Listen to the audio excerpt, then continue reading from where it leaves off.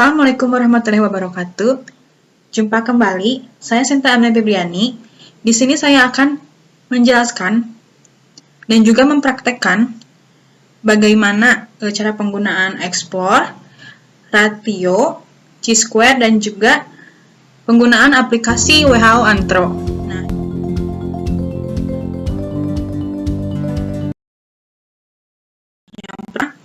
kita bahas terlebih dahulu yaitu explore. Nah, jadi apa sih explore atau eksplorasi itu?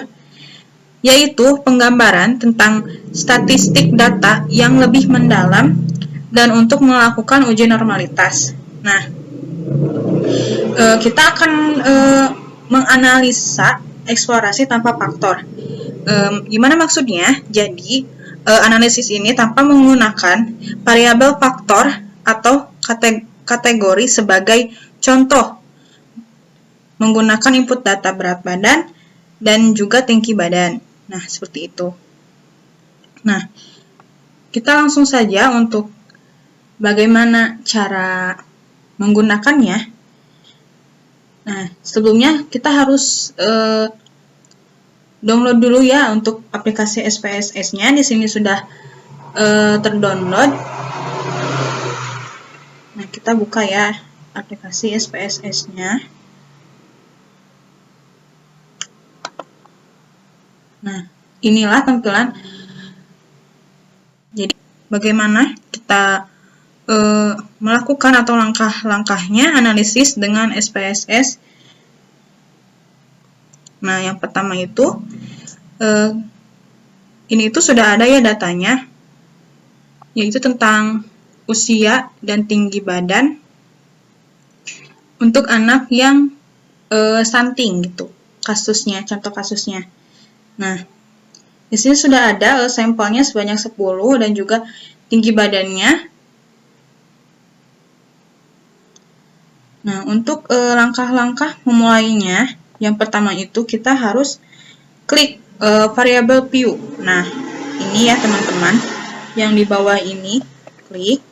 Nah, ini tampilannya. Nah, di variabel view ini, pada kolom name, nah yang ini, itu baris pertama, berarti yang ini ya, ketik ya. Karena kan di data sebelumnya itu kita akan menguji tentang usia dan juga tinggi. Nah, pada usia dan juga tinggi, nah lalu pada label kita ketik juga usia anak dan tinggi badan. Nah, pada kolom measure yang ini ya teman-teman, kita klik scale. Nah, dua-duanya kita klik scale. Untuk kolom lainnya, kita abaikan saja ya, seperti value missing-nya. Nah, untuk yang usia ini, untuk tipenya itu numerik. Kenapa numerik? Karena kita menggunakan data berbentuk angka ya teman-teman. Nah, sudah terisi semuanya, kita masuk ke data view yang tadi ya, kembali teman-teman. Nah, di data view ini isikan ya, karena ini sudah diisi usianya dan juga tingginya. Selanjutnya kita mengolah data tersebut gitu. Klik di analisis ini. Nah, lalu kita pilih deskriptif statis. Nah, di deskriptif statis kita pilih explore karena kita akan menggunakan yang explore. Nah, maka akan muncul dialog seperti ini ya teman-teman.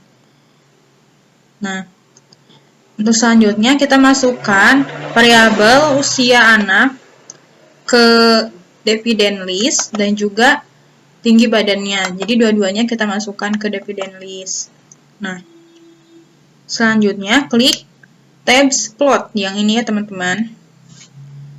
Nah, langkah ini akan memunculkan dialog sebagai berikut. Nah, di dialog ini, karena kita akan melakukan uji normalitas data, maka berilah tanda centang pada normality plot with test yang ini.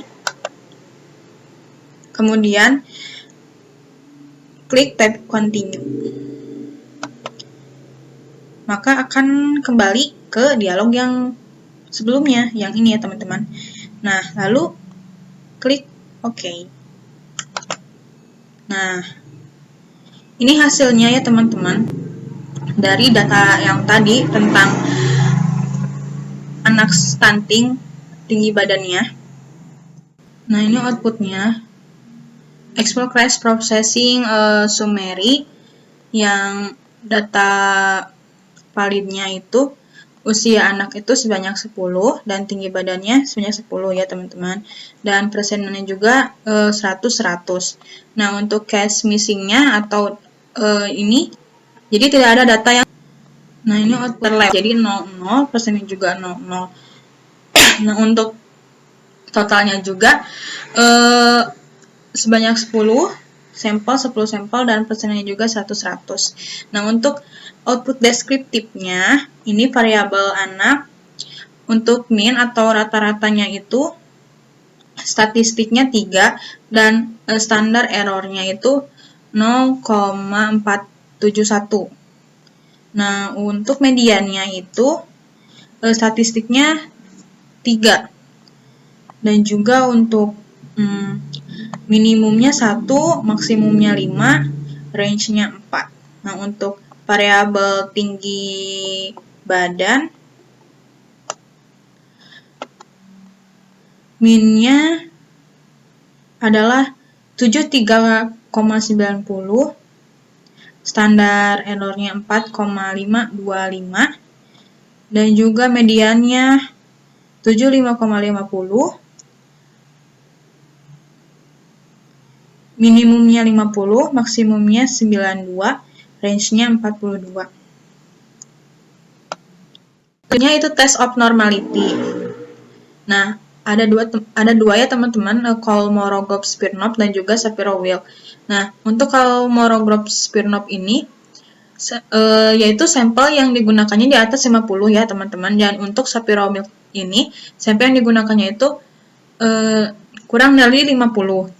Nah, karena tadi kita menggunakan sampelnya 10, jadi kita melihatnya yang Shapiro-Wilk. Nah, untuk Shapiro-Wilk untuk usia anak, statistiknya itu hasilnya 0,918. Dan juga DF-nya 10 dan signifikannya 0,341. Nah, untuk tinggi badannya yaitu untuk statistiknya hasilnya 0,942, DF-nya 10 dan signifikannya 0,577. Nah, itulah tadi teman-teman bagaimana kita mengaplikasikan atau menggunakan uji normalitas menggunakan Explore.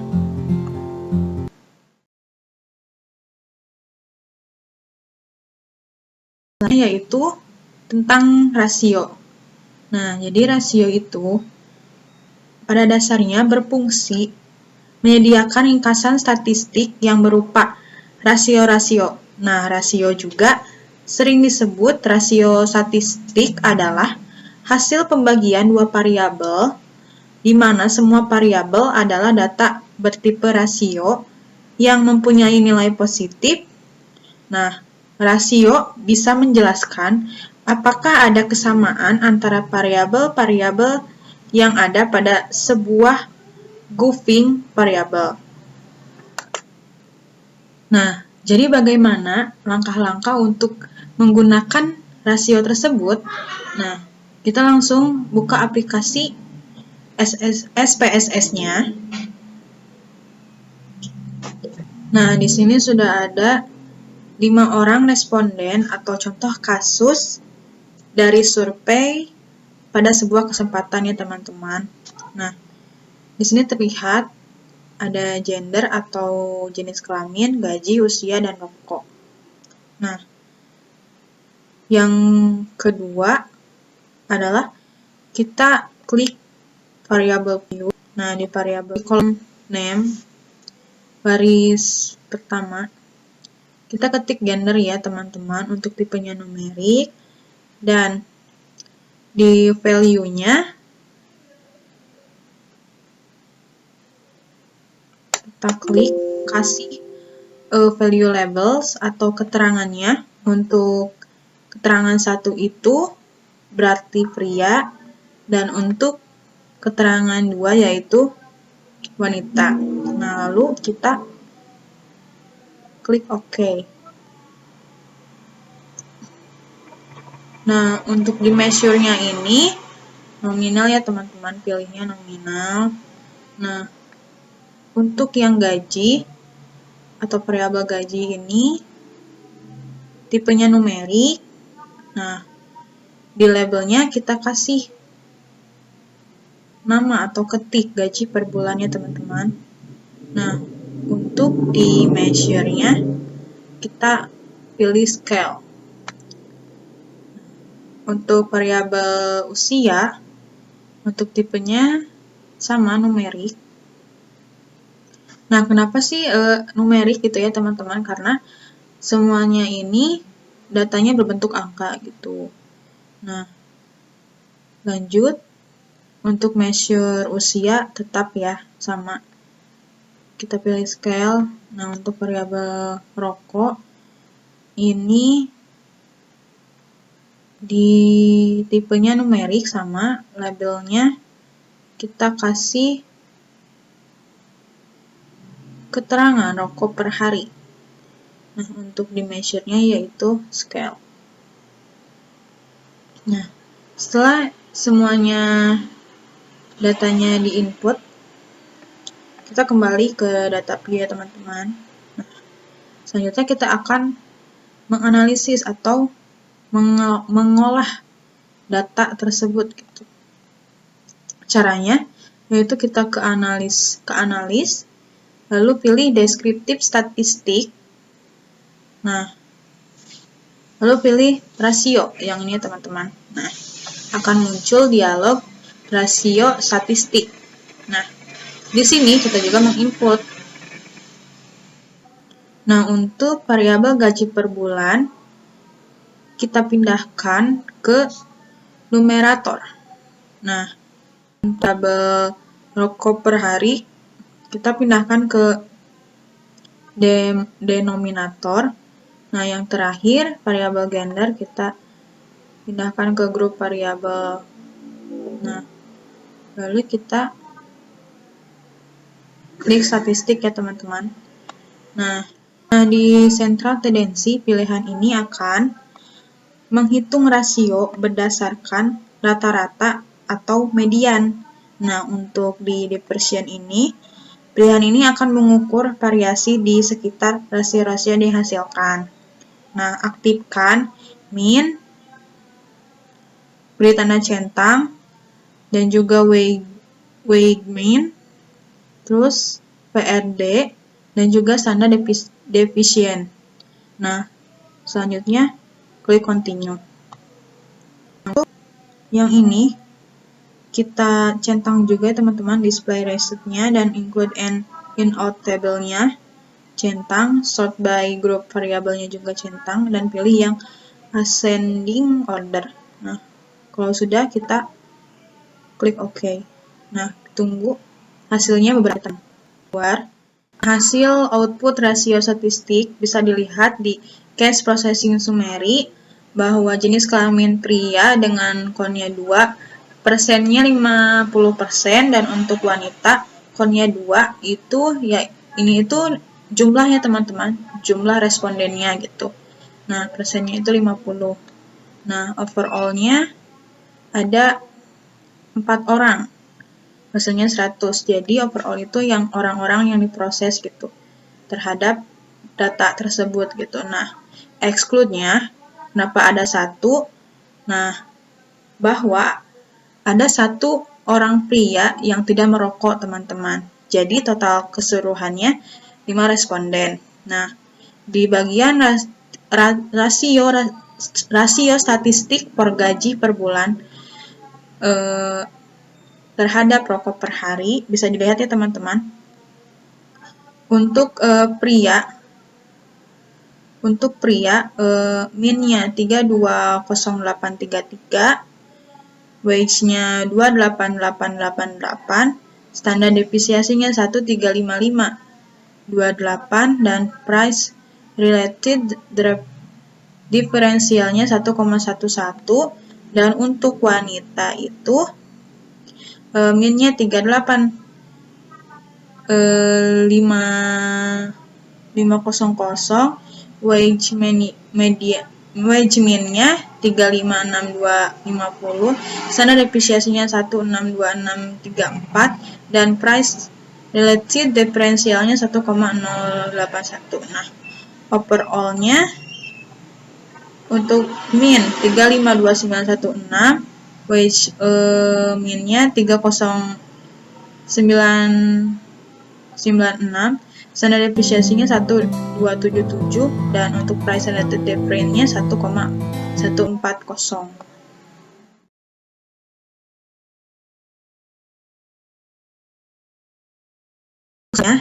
Kita akan mempraktekkan bagaimana cara penggunaan chi-square dan hubungan antar variabel kategorikal. Nah, jadi cost tab atau tabel silang merupakan alat analisis untuk menggambarkan tentang data yang berbentuk kolom dan baris, serta menganalisis hubungan antara baris dan kolom dengan analisis statis seperti chi-square, correlation, kontingensi confidence, lambda, eta, kappa, MC-Neymar, dan sebagainya. Nah, untuk analisis cross-tab dengan menggunakan data nominal, langsung saja buka aplikasi SPSS-nya. Nah, ini sudah ada contoh kasusnya teman-teman, yaitu pengetahuan melakukan KB terhadap tingkat pendidikan. Nah, ini sudah ada namanya juga, sebanyak 5 sampel ya teman-teman, umurnya juga, melakukan KB-nya juga, dan pendidikannya juga. Nah, selanjutnya langkah-langkah cara mengoperasikan chi-square-nya. Yang pertama itu kita masuk ke variabel view ya teman-teman, yang ini. Nah, ini tampilannya, sudah ada datanya ya teman-teman. Nah, untuk di kolom name itu, baris pertama itu ada nama ya. Untuk tipenya itu string, karena ini jenis datanya itu berupa huruf ya teman-teman. Width-nya 8, desimalnya 0, labelnya tidak ada, values-nya tidak ada, missing-nya tidak ada, columns-nya 8, dan untuk measure-nya itu nominal ya teman-teman. Untuk yang umur ini tipenya numerik karena datanya berbentuk angka, width-nya 8, desimalnya 0. Nah, untuk labelnya itu kita kasih label umur ibu. Nah, untuk values-nya itu tidak ada, missing-nya tidak ada, dan kolomnya 8. Nah, untuk measure-nya itu kita pilih scale-nya teman-teman. Nah, yang ketiga itu melakukan KB. Nah, untuk tipenya itu numerik, width-nya 8, desimalnya 0, labelnya tidak ada. Nah, ini yang membedakannya itu di value. Nah, value ini kita kasih keterangan ya teman-teman. Nah, value labelsnya itu untuk value-nya 1 itu berarti ya. Jadi maksudnya itu pengetahuan melakukan KB-nya itu apakah dia mengetahui atau tidak gitu. Dan untuk pilihannya 2 itu yaitu tidak. Nah, setelah kita masukkan, kita klik OK. Nah, untuk measure-nya itu nominal ya teman-teman. Nah, untuk yang pendidikan tipenya numerik, digitnya 8, desimalnya 0. Nah, untuk labelnya kita kasih terangan pendidikan. Nah, untuk values-nya juga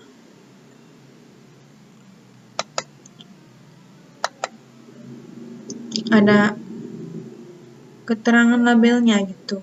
Untuk yang value 1 itu labelnya SD, untuk value 2 itu SMP, untuk 3 itu SMA, dan yang keempat itu perguruan tinggi. Nah, untuk measure-nya itu nominal. Nah, selanjutnya kita mengolah datanya ya teman-teman. Klik analis yang ini, lalu ke deskriptif statistik, pilih yang cross tab ya teman-teman, yang ini. Jalan dialog cross tab-nya ya teman-teman. Nah,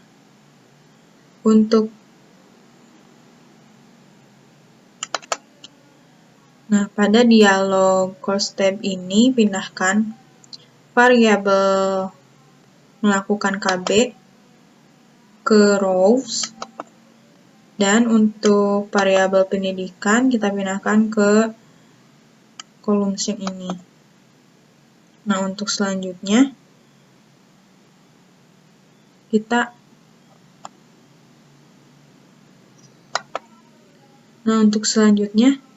klik statistik yang ini.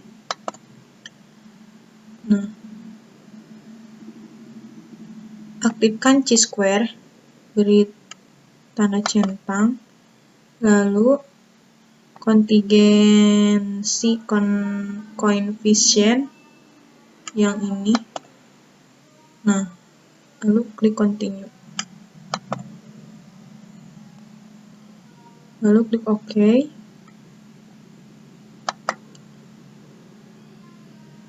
Nah, ini hasilnya teman-teman.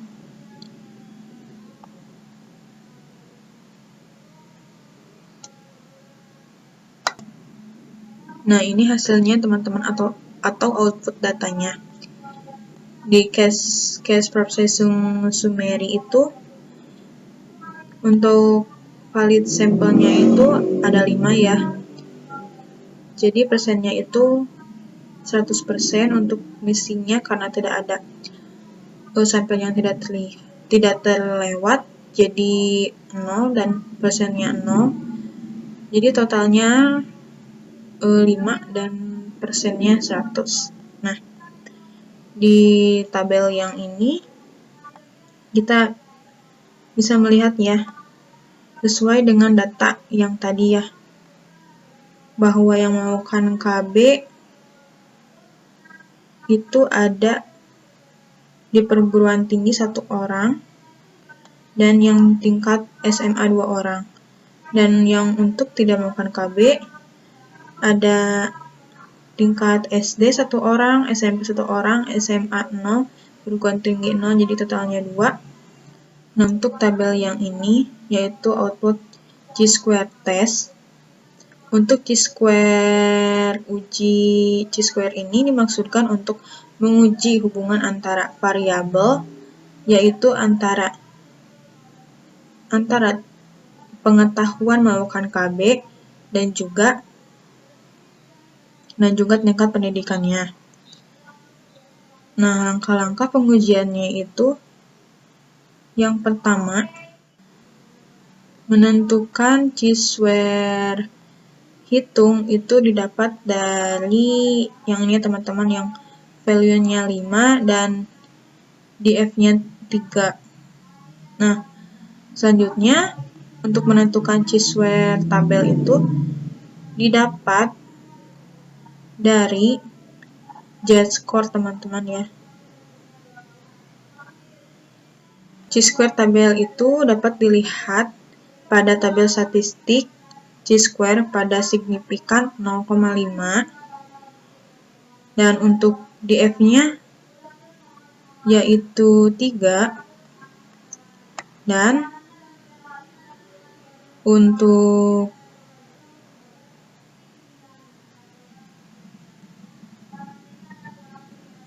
jadi kita bisa tarik ke sini Dan ini teman-teman berada di 7,81. Nah, dapat disimpulkan bahwa chi-square hitungnya itu kan 5,00 ini. Dan chi-square tabelnya itu yang tadi 7,81.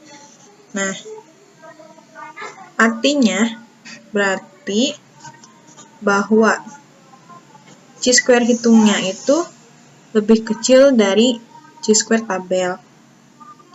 Maka kesimpulannya ditolak, yang artinya tidak ada hubungan antara pengetahuan melakukan KB dan terhadap tingkat pendidikan.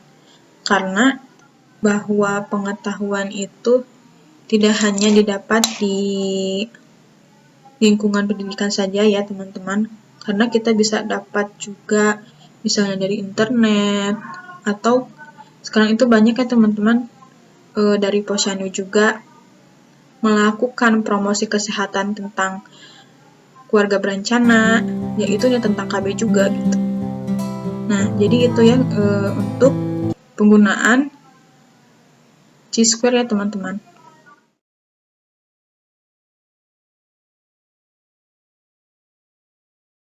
Teman, selanjutnya kita akan mempraktekkan bagaimana cara penggunaan aplikasi WHO Antro. Nah, di sini itu WHO Antro adalah aplikasi program kesehatan yang digunakan untuk mengetahui status gizi anak atau remaja. Di sini itu ada dua jenis ya teman-teman, ada WHO Antro dan juga WHO Antro Plus. Nah, untuk WHO Antro yang biasa ini digunakan untuk usia 0-5 tahun, dan untuk WHO Antro Plus ini digunakan untuk usia 6-18 tahun. Nah, sebagai contohnya, saya akan mengambil untuk WHO Antro Plus. Jadi ini untuk usia 6-18 tahun ya. Kita buka aplikasinya. Nah, ini tampilannya ya teman-teman. Di sini itu ada antrometric kalkulator, ada individual assessment, dan juga nutritional survey. Nah, saya di sini akan memberikan contoh untuk bagaimana antrometric kalkulator. Nah, kita klik yang ini ya teman-teman. Nah, ini tampilan dialog antrometric kalkulator ya teman-teman. Nah, jadi aplikasi WHO Antro ini digunakan untuk aplikasi kesehatan gitu, untuk mengetahui status gizi anak. Nah, di sini ada date of visit atau hari kedatangan ya. Misalnya anaknya itu datang di hari sekarang ya teman-teman. Nah, untuk jenis kelaminnya itu female dan male atau perempuan laki-laki. Nah, kita beri contoh perempuan. Nah, untuk date of birth-nya itu, ini tanggal lahirnya ya teman-teman. Nah, tanggal lahirnya misalnya Desember tanggal 20 Desember 2016. Nah, untuk approximate date itu misalnya jika si anak tersebut itu tidak mengetahui tanggalnya gitu. Jadi hanya mengetahui bulan dan tahunnya saja. Ini ya sebagai contohnya. Nah, jadi secara otomatis gitu mengacak. Tapi kita contohkan saja bahwa si anaknya itu sudah mengetahui gitu ya. Jadi tahu gitu hari lahirnya. Nah, age-nya itu berarti 6 years, berarti 6 tahun ya teman-teman. Nah, untuk yang sebelah sini, weight atau berat badannya itu, misalnya 21 kg, dan tinggi badannya itu misalnya 120.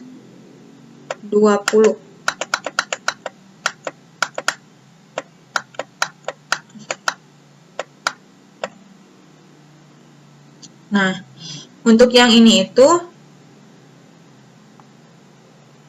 menanyakan apakah si anak tersebut memiliki edema atau tidak. Nah, kita berikan contoh tidak ya teman-teman. Nah, ini hasilnya teman-teman, resultnya, persentilnya untuk berat badan menurut umur itu 61,8. Nah, Z-score-nya itu 0,30. Nah, bisa dilihat ya teman-teman, ini hasil Z-score-nya. Berarti ini berada di titik ini ya teman-teman, di dekat median. Berarti ini normal ya teman-teman. Jika misalnya titiknya itu berada di atas plus 1, plus 2, atau berarti ini kelebihan ya teman-teman. Dan untuk misalnya titiknya itu berada di bawah min 2, berarti itu kekurangan. Nah, untuk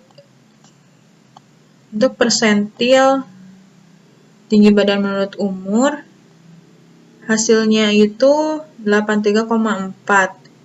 Nah, untuk hasil Z-score-nya itu 0,97. Nah, ini rentangnya teman-teman berarti berada di titik normal. Nah, untuk hasil BMI menurut umur, hasilnya 33,3 dan Z-score-nya min 0,43. Kita lihat ya teman-teman. Nah, ini menunjukkan masih normal ya teman-teman, walaupun mendekati yang garis kuning ini. Itulah penggunaan aplikasi WHO Anthro, yaitu Anthrometric Calculator ya teman-teman. Nah, untuk selanjutnya yaitu individual assessment. Nah, individual assessment ini digunakan untuk kunjungan secara individual atau secara pribadi gitu. Nah, ini seperti ini tampilannya. Di individual assessment, yang pertama kita klik tambah yang ini, new children atau tambahkan anaknya. Nah, di sini kita input datanya sesuai data yang diperoleh ya. Nah, misalnya first name atau namanya misalnya Nia. Nah, untuk last name-nya Nirmala. Nah, untuk sex-nya atau jenis kelaminnya female atau perempuan. Nah, untuk male itu laki-laki ya. Nah, untuk date of birth-nya kita kasih contoh untuk dia lahir pada 1 Desember ya 2019. Nah, di sini diketahuinya 3 years. Nah, untuk nama orang tuanya kita isi asal aja ya. Misalnya Sasa, dan fathernya misalnya atau ayahnya misalnya Budi. Nah, untuk address-nya juga atau alamatnya misalnya di Kemang. Nah, untuk di sini notes-nya itu bebas ya teman-teman, sesuai yang teman-teman lihat apakah bayinya seperti apa. Misalnya bayinya ceria.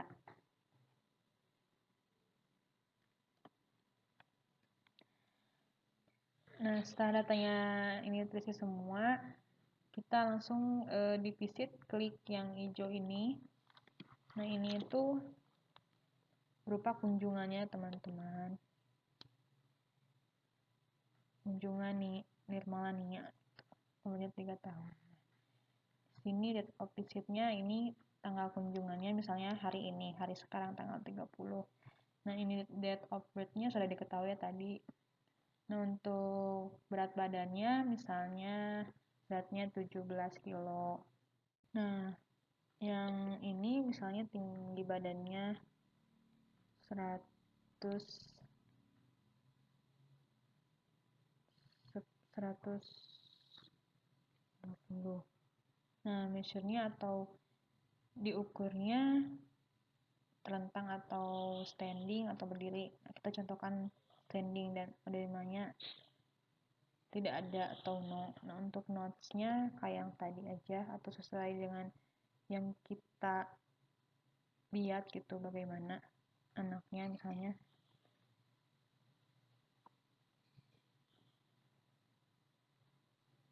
Misalnya ceria gitu. Nah, sudah semuanya kita klik save. Nah, di sini sudah tersimpan ya di sininya, dan ini hasil dari pengukurannya. Nah, untuk berat badan menurut tinggi badannya, persentilnya atau nilai standar deviasi Z-score-nya adalah min 3,16. Nah, untuk melihatnya kita klik yang ini ya teman-teman, grafiknya. Nah, di sini bisa terlihat bahwa titiknya itu ada di min 3 ya di sini. Nah, ini itu tandanya bahwa si anak tersebut ini memiliki gizi kurang gitu. Kalau misalnya titiknya ada di median ini atau di warna hijau ini, berarti ini itu normal, dalam keadaan sehat gitu, normal. Nah, kalau misalnya ada di titiknya di sini gitu, di +3, ini artinya itu bahwa anak tersebut itu mengalami kegemukan gitu. Nah, untuk yang berat menurut umur, persentilnya atau Z-score-nya itu adalah 1,43. Nah, bisa dilihat di grafiknya bahwa ada di titiknya di sini. Berarti ini itu masih normal gitu, masih.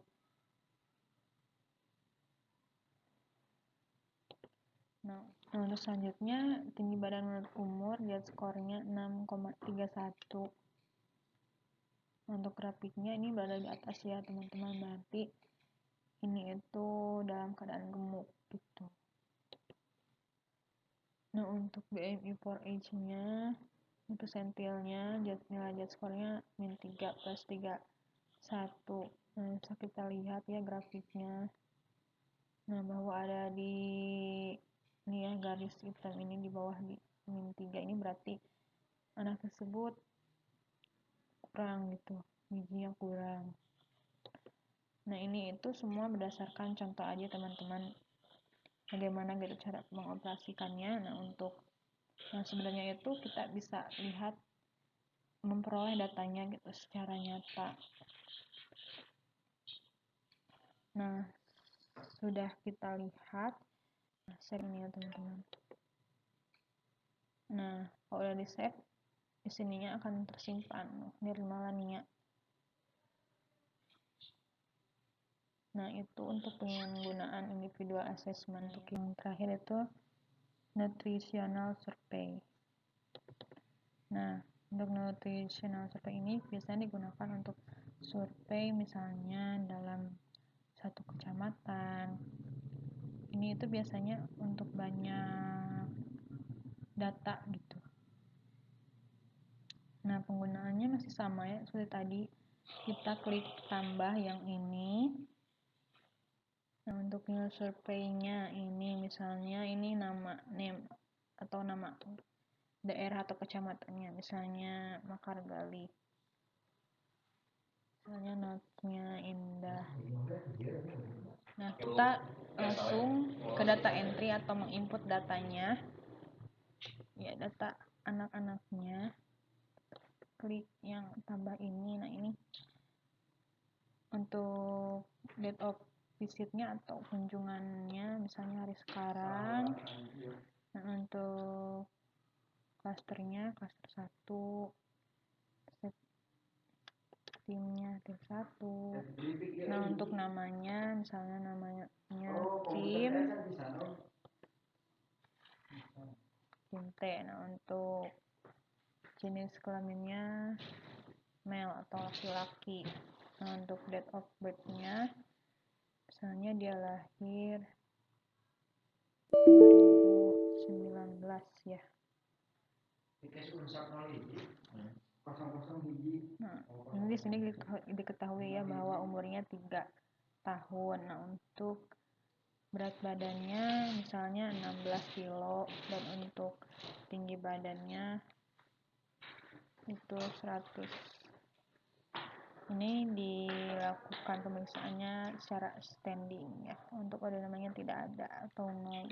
Nah, untuk notesnya ini misalnya anaknya ceria. Nah, sudah terisi semuanya, kita langsung ke save. Nah, di sini langsung tersimpan ya teman-teman, dan ini untuk hasil pengukurannya itu untuk berat badan menurut tinggi badan persentilnya 68,9 dan nilai J-score-nya 0,49. Nah, ini klik ini yang tadi. Nah, titiknya berada di sini. Berarti ini masih dalam keadaan normal. Nah, yang kedua ini berat badan menurut umur, persentilnya 81,5, nilai Z-score-nya 0,90. Kita lihat ya grafiknya.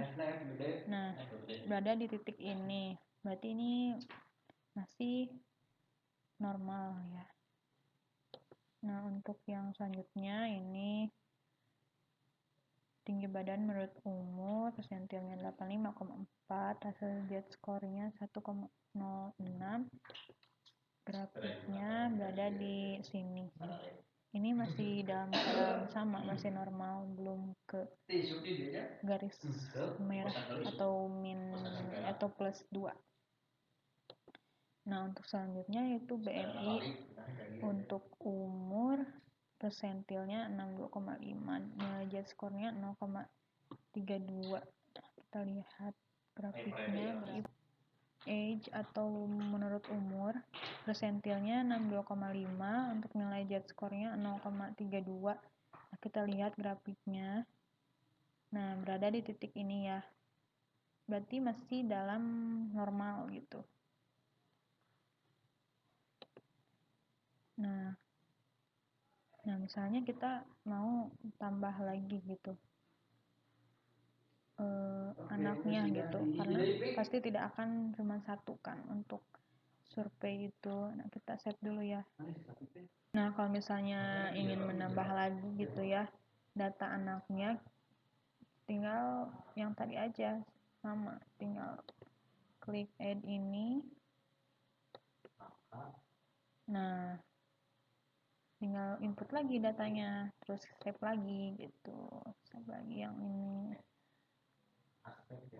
Nah, ini sebagai contoh aja teman-teman, untuk yang sebenarnya kita harus memperoleh data dari lapangan gitu. Nah, itulah contoh dari nutritional survey ya teman-teman. Nah, itulah tadi bagaimana cara penggunaan aplikasi kesehatan WHO Antro. Oke teman-teman, sekian dari penjelasan dan praktek penggunaan dari Explore, Rasio, Chi-Square, dan juga aplikasi kesehatan yaitu WHO Antro. Semoga teman-teman dapat memahami dan bermanfaat ya. Sampai jumpa kembali.